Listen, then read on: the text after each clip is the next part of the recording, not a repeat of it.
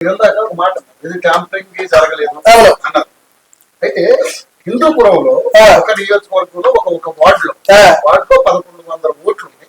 ఆ 1100 ఓట్లకి ప్రాతినిధ్యం వహించింది వైఎస్ఆర్సీపీ.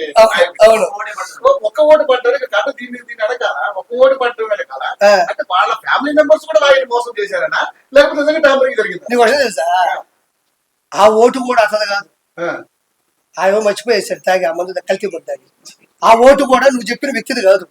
ఆడెవడో తాగేసి అడి తిరిగి ఆ ఫ్యాన్ పైన ఫ్యాన్ కనపడుతుంది, కింద ఫ్యాన్ కనపడింది, ఎగేసాడు అంతే.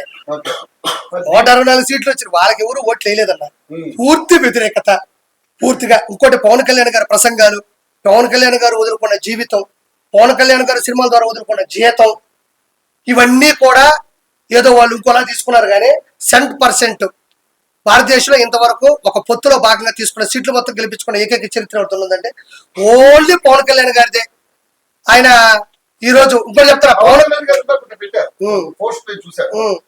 ఇప్పుడు ఉన్నటువంటి ఆంధ్రప్రదేశ్ అప్పుల్ని కొంత మనం చేయగలమంటే నా చేతులు దురుకుంటారని ఆయన స్టేట్మెంట్ ఇచ్చారంటే అప్పులు చూసాం.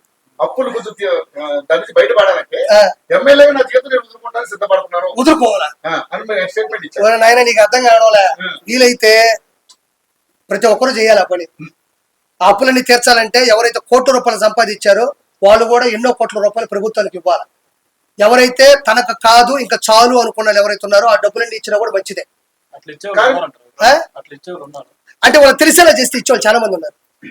వాళ్ళకి తెలియాలి సమస్య ఏంటి, సమస్యకి పరిష్కారం ఏంటి, సమస్యకి బహిష్కారం ఏంటి అని చెప్తే 100%, 200% ఇచ్చేవాళ్ళు ఉన్నారు. రూపాయి ఇచ్చేవాళ్ళు రూపాయి ఇస్తారు,